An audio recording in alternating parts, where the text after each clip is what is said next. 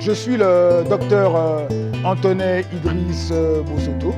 Je suis enseignant-chercheur à l'université Marien Ngouabi.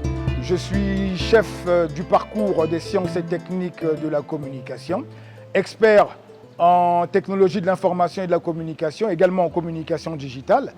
Je suis le manager exécutif de l'association Univ 2.0 qui initie les universités du numérique qui sont à leur 6e édition. Les universités du numérique, c'est des rencontres organisées en partenariat avec le parcours des sciences et techniques de la communication de l'université Marien Ngouabi.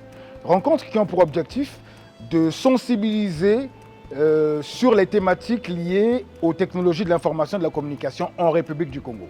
On va dire que les technologies de l'information et de la communication, depuis près d'une trentaine d'années, ont créé de profonds bouleversements. Et nous avons jugé nécessaire d'aborder ces thématiques d'un point de vue universitaire, mais également d'un point de vue technique, c'est-à-dire en mélangeant à la fois des chercheurs de l'université Marien Ngouabi avec des praticiens, c'est-à-dire on va dire des techniciens. Ça peut être du ministère des Finances, ça peut être au niveau du ministère de Télécom, ça peut être au niveau, en utilisant les experts de l'Agence de régulation des postes et communications électroniques, ou également les experts du secteur des télécoms. Lorsqu'on parle des technologies de l'information et de la communication aujourd'hui, c'est global, c'est tous les secteurs. Donc nous sommes arrivés à la 6e édition. Il faut dire que ça a été un grand challenge, parce que lorsque nous nous lançâmes dans le projet, beaucoup n'y croyaient pas. Alors, cela nous a permis, notamment à travers certaines thématiques, telles que le e-learning, des thématiques telles que le mobile banking, des thématiques liées, par exemple, pour cette 6e édition, à l'inclusion numérique. Donc, on parle des thématiques liées à la transformation de la société congolaise, mais par l'intermédiaire des technologies.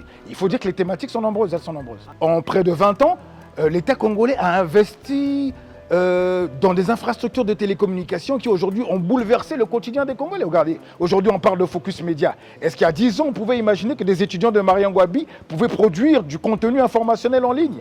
Cela est le résultat notamment de cette politique d'inclusion numérique. Regardez aujourd'hui comment les zones rurales du Congo aujourd'hui sont connectées, ont un accès on va dire, aux services de télécommunication, à la téléphonie et à Internet, grâce aux services du FASUS.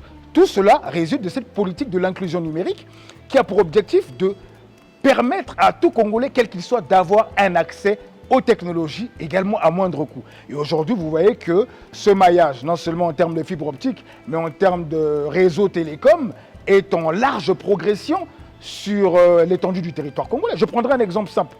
Regardez un peu les rapports de l'ARPCE annuel. Vous remarquerez que la couverture en termes de téléphonie mobile dépasse les 100%. Vous voyez que sur 100 Congolais, on constate que la plupart des Congolais disposent d'un téléphone mobile.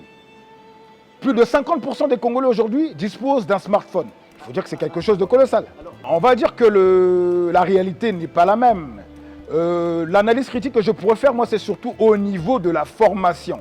La formation parce que je parle de l'éducation aux médias. C'est-à-dire qu'il faudrait que les processus, les stratégies de formation soient beaucoup plus inclusives, c'est-à-dire former les gens à l'usage, former les gens à la pratique, former les gens au développement et à la production de contenu. Mais sinon, je pense que bon, l'aspect critique comparé à certains pays comme le Rwanda ou la RDC, je pense qu'on ne peut pas faire une comparaison parce que la réalité d'un point de vue technologique et sociologique n'est pas la même.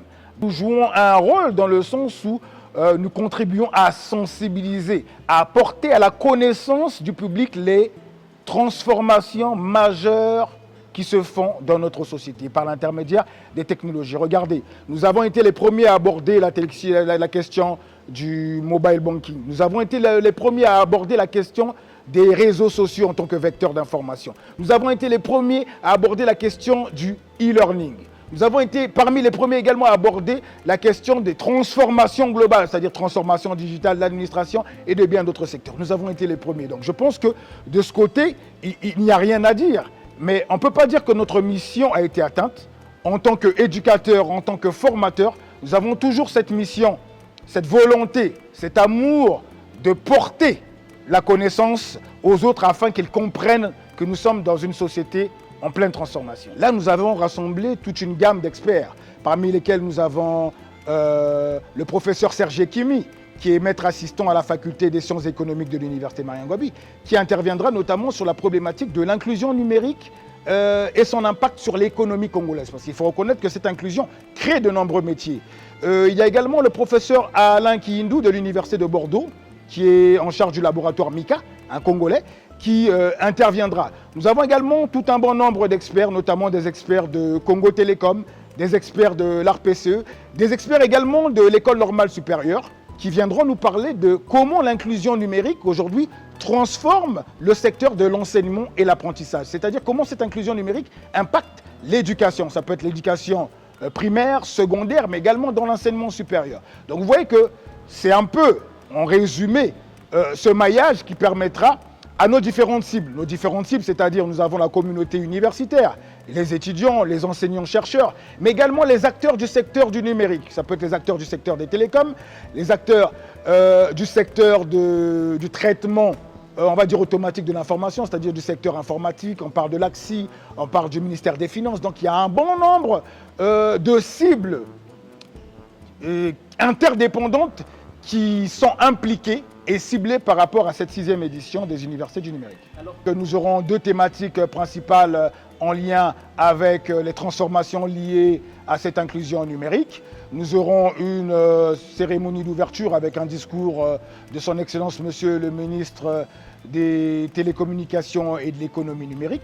Nous aurons également parmi nous, comme invité surprise, certains grands acteurs de la production du contenu en ligne en République du Congo. Nous avons aujourd'hui de grands noms dans le secteur des réseaux sociaux, notamment certaines plateformes telles que Focus Media, on parle de Manuel Actu, on parle également de certains acteurs de TikTok, le Caleb. Donc c'est des personnalités comme ça également qui viendront, qui diront un mot pour montrer que en termes d'économie numérique, en termes de valeur ajoutée, au Congo, il y a certains acteurs ou certains individus qui ont su se démarquer et positionner le Congo, on va dire, dans cette société de l'information en pleine évolution. Aux acteurs du numérique, nous leur disons simplement qu'ils sont les bienvenus. Ce n'est pas mon activité, c'est une activité de tous, c'est-à-dire tous ceux qui se considèrent comme utilisateurs des technologies, qui sont dans la réflexion, qui sont dans la vente de services, qui sont dans les stratégies et autres. Nous disons simplement qu'ils sont les bienvenus et que nous avons besoin d'eux pour faire de telle sorte que l'univers des technologies au Congo ne cesse de progresser. Nous sommes dans une stratégie de convergence. Regardez, dans nos traditions, on dit qu'un seul doigt ne peut pas laver le visage.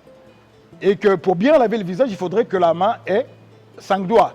Donc que ce soit les universités du numérique, que ce soit le grand salon Osiane de M. Luc Missidibazi, de l'association Pratique, ou que ce ne soit quelques autres, on va dire quelques autres initiatives, telles que Focus Media avec ses masterclass et autres. Moi, je pense que toutes convergent vers une vision, celle de démocratiser l'accès au TIC et une vision également de sensibiliser sur les opportunités. Donc, je ne peux pas dire qu'il y ait un conflit ou bien qu'il y ait des divergences. Non, nous sommes tous dans une vision commune, c'est-à-dire de faire du Congo, peut-être pas un leader, mais également une voix qui s'impose dans cette société de l'information qui est en pleine évolution.